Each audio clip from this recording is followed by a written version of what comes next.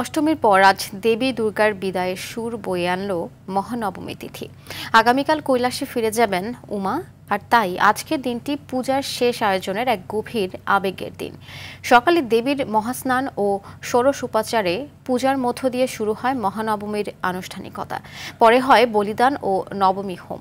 এবছর সারা দেশে ৩৩,৩৫৫টি পূজা মণ্ডপ হয়েছে। শুধু রাজধানীতেই ২৫৯টি মণ্ডপ। প্রতিমা বিসর্জনের মধ্য দিয়ে শেষ হবে এ বছরের দুর্গোৎসব। ভক্তকুলের বিশ্বাস, বিজয়া দশমী কেবল দেবীর বিদায় নয়, এটি মানুষের মন থেকে ক্রোধ, হিংসা, লালসা সহ অশুভ প্রবৃত্তি বিসর্জনের দিন। একটাই আশা, দেবী আগামী বছর আসবেন নতুন আনন্দ আর আশার আলো নিয়ে। অত্যন্ত আনন্দ উৎসবের মধ্যে পূজা পার্বণ করলাম। কোনো ধরনের ঘটনা ঘটে নাই, আশা করি ভবিষ্যতেও আর ঘটবে না। দুষ্টের দমন এবং সৃষ্টির পালনের জন্য মা যেন এবার আমাদের সর্বোচ্চ মঙ্গল করে যায়। মার কাছে একটাই প্রার্থনা, যেন সবাইকে সুস্থ রাখে, ভালো রাখে। অলরেডি নবমী চলে আসছে, খুব ভালোভাবে এই কয়েকদিন কেটেছে। আশা করি আজকের দিনটা ভালো কাটবে। মহানবমী উদযাপনের বিষয়ে আরো খবর জানাতে ঢাকেশ্বরী মন্দির থেকে আমাদের সাথে যুক্ত হচ্ছেন সহকর্মী সাদিয়া কানিজ। সাদিয়া, মহানবমীতে কি কি আনুষ্ঠানিকতা এখন পর্যন্ত শেষ হলো, ভক্তরা কি বলছেন জানাবেন, এই শেষে জানাবেন যে নিরাপত্তা ব্যবস্থা কেমন দেখছেন?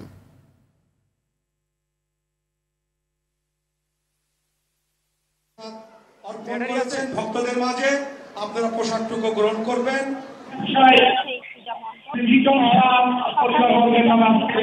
পোশাক বিতরণ করেছে এবং তার সাথে পূজা পরিষদের নেতা নারায়ণ চৌধু, প্রদীপ কর্মকার, অর্জুন ভক্ত, বিপ্লব শাহ, পঙ্কজ শাহ, ডাক্তার দিলীপ কুমার ঘোষ, শিশেন্দু শাহ, সহসভাপতি মহানগর সাধারণ পূজা কমিটির উপদেষ্টা সাংবাদিক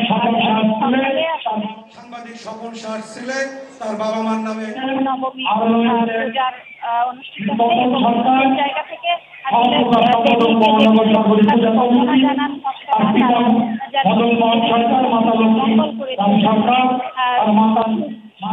পরিবারবর্গের নামে তারা আজকে প্রসাদ অর্পণ করেছেন।